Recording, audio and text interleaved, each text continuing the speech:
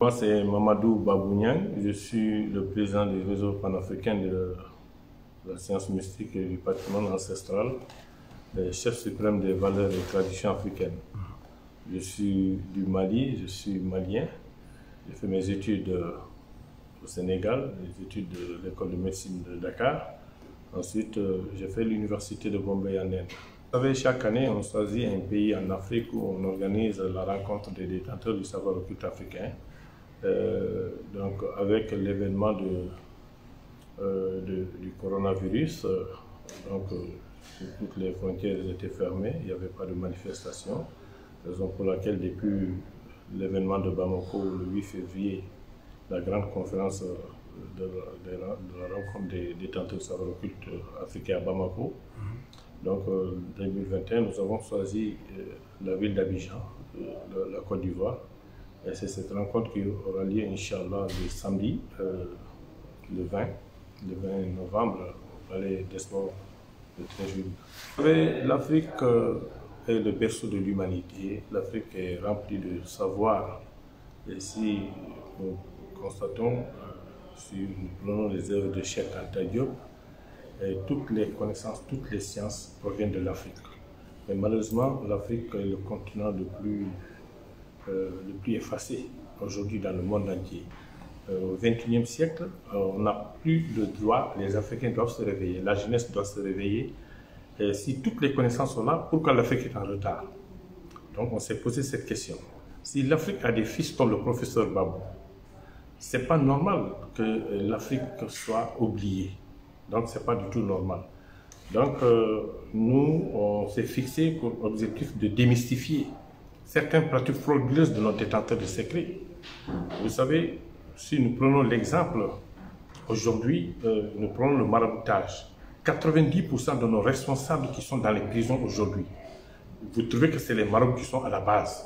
Les marabouts qui se disent, les arnaqueurs, qui te disent, si tu me donnes 10 millions, je vais te donner 100 millions. Je suis avec des djinns, je suis avec des diables. Il faut qu'ils sachent que je suis le chef suprême des valeurs et traditions africaines qui est à Abidjan. Je suis le père de tous les détenteurs de savoir occulte. Et je vais vous le prouver, Inch'Allah, s'il plaît au bon Dieu. Donc nous, notre mission, c'est de venir expliquer, démystifier ces pratiques-là, montrer aux gens que si le marabout était capable de multiplier l'argent, au lieu de faire ça pour quelqu'un, il allait faire ça pour soi-même. Pourquoi l'Afrique est pauvre? Donc il est temps qu'on se réveille. Aujourd'hui, nous avons tellement d'hôpitaux dans le monde entier, nous avons tellement de médecins. Mais est-ce que ça a diminué les maladies en Afrique? L'Afrique est devenue tel que le garage des maladies. Des maladies qu'on ne connaissait pas en Afrique, telles que le cancer, telles que le diabète, telles que la tension, telles que les tétanos. Nos ancêtres, ils cultivaient la terre ici pendant plus de 100 ans, plus de 50 ans, 60 ans. La daba coupait la chair. Qu'est-ce qu'ils faisaient? Ils prenaient la terre, ils mettaient là-dessus. Et ils pouvaient vivre pendant plus de 100 ans, sans problème. Aujourd'hui, une femme qui tombe enceinte, tant qu'on ne fait pas des injections, il y a des problèmes. Donc, il y a quelque chose qui ne marche pas. Autrefois, nos vieillards vivaient pendant près de 100 ans, 80 ans. L'homme, il était vraiment normal sur le lit. Un vieillard de 80 ans était capable de marier une jeune fille de 20 ans. Aujourd'hui, ce n'est plus le cas. La jeunesse, à partir de 30 ans, c'est des jeunes qui sont là. S'ils touchent une femme, il a terminé. Donc, qu'est-ce qui ne va pas? Est-ce que c'est ce que nous mangeons? Est-ce que ce sont les produits que nous prenons? Il est temps que les Africains se réveillent et qu'on met les vrais produits à la disposition des Africains. Donc, notre mission, c'est de venir démystifier. Bon, au XXIe siècle, on parle de sorcellerie. Sorcellerie pour développer l'Afrique, d'accord. Mais sorcellerie pour se faire du mal.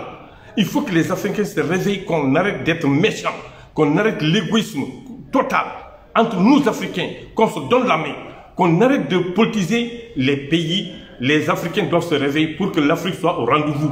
On parle de la médecine moderne, si on parle de la médecine chinoise, on parle de la médecine hindoue, mais pourquoi ne pas parler de la médecine africaine? On nous a imposé des choses qui ne sont pas normales. Il est temps que les Africains se réveillent, qu'on montre les vraies faces de l'Afrique, qu'on ne montre pas que l'Afrique c'est les guerres, qu'on ne montre pas que l'Afrique c'est la famine. Non. Samedi, nous allons parler de l'Afrique, de la connaissance qui existe, la vraie connaissance africaine qui existe. Nous allons parler de ça, nous allons démystifier ce qui n'est pas bien. Poser des questions samedi. Je suis le patron, je suis le chef suprême. Je ferai des démonstrations pour montrer que tout ce que les analystes sont en train de nous montrer, ce n'est pas vrai. Maintenant, la vraie connaissance, on va essayer de donner aux gens. Ils sont invités. Toutes les personnalités sont invitées à venir regarder vraiment que l'Afrique, sincèrement, il y a des connaisseurs en Afrique. Remercier l'ensemble des autorités ivoiriennes, remercier les chefs coutumiers. Vous avez vu à l'aéroport, ils étaient une cinquantaine, une centaine à aller m'accueillir. Remercier sincèrement tous les Ivoiriens et faire des bénédictions pour la Côte d'Ivoire, pour que la paix règne. Pour que la paix règne en Côte d'Ivoire.